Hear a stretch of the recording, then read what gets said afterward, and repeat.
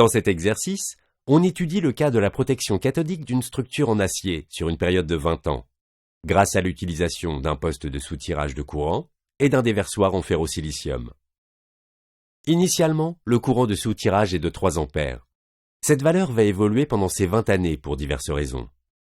L'agrandissement de la structure à protéger, la modification de l'influence extérieure, ou encore la compensation d'un autre poste de soutirage tombé en panne.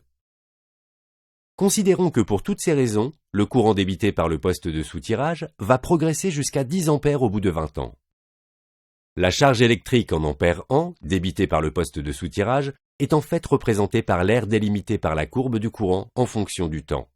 Cette aire est le produit des ampères en ordonnée et des années en abscisse. Décomposons alors cette surface en un rectangle et un triangle.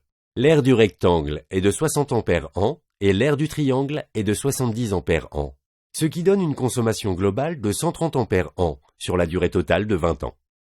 Notre déversoir se consomme progressivement et proportionnellement à la charge électrique qu'il reçoit. Le taux de consommation du déversoir est de 0,5 kg par ampère an et présente un facteur d'utilisation de 0,6. La masse anodique consommée peut alors s'exprimer ainsi. En remplaçant par les valeurs numériques, on en déduit que 108 kg de matière seront consommés pour la protection de notre ouvrage au cours des 20 années.